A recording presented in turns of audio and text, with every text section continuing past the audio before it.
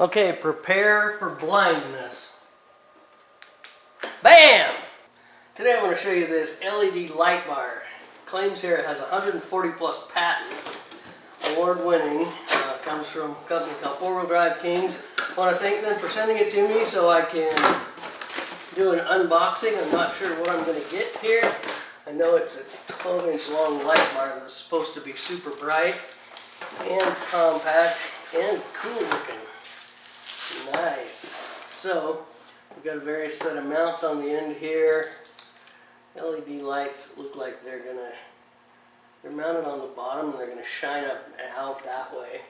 So probably a little bit directional. Here's a pack of hardware, and then here is a waterproof connection that will go to probably my 12 volts somewhere. This has got a fuse built into it. Terminals to go on my battery, it looks like. So red to red, white to white, 12 volts. And then this is the connector. And I saw what looked like,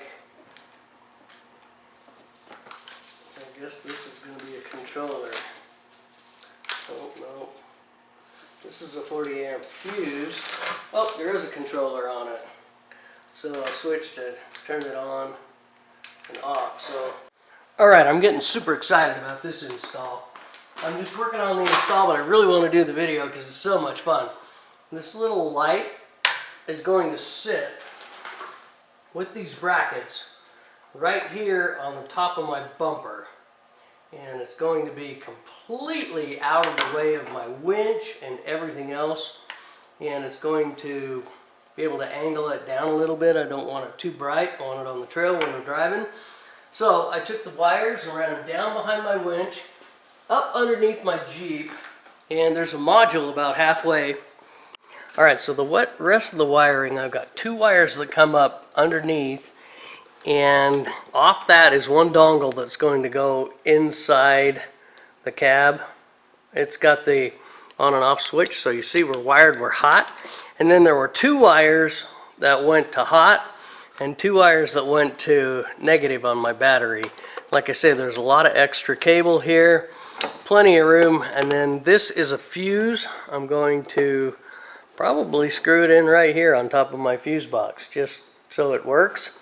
Wiring pretty simple. There's two waterproof connections down halfway through the line. These are both fused in line, so there's safety in that. So I can push this button in my cab. This little button here with Velcro stick tape, I need to run it down and up into the cab.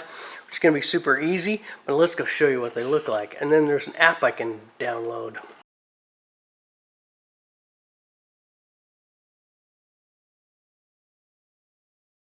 Alright, now I want to show you this. I went in here to the app and I got my devices, and it shows locked or unlocked on the device.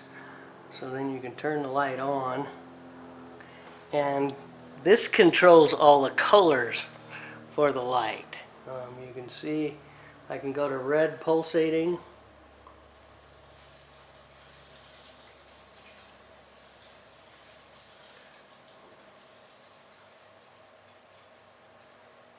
and I can adjust the speed that it pulsates.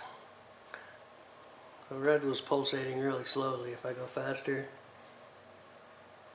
there's lots of different modes here: red, green, pulsating, white, flashing. Oh boy, that'll get you in trouble. Cops wouldn't like that if you were going down the road without flashing. So then if you turn that off, there's another button that's supposed to go in the dash that'll turn on just the bright, the super high beams, and that doesn't have anything to do with the color. One thing I don't necessarily like about this switch that goes in the cab is it's got a little red light on it when it's not even in use. So I'm going to put a switch on that. I don't want any battery drain at all. But other than that, it looks really slick. It was easy to wire. It was white to white, or red to red, black to black, and then the yellow for the auxiliary had to go to positive power as well, and that's what runs the colored lights that come in the app. So yeah, then with the app you can also go to any color you want. We turn it back on, I can go to yellow or green or blue, and it just is super cool. It just kind of controls exactly what it wants to do. So once again, thank the manufacturer for sending this to me. This is going to be really cool sitting right here on my bumper of my Jeep.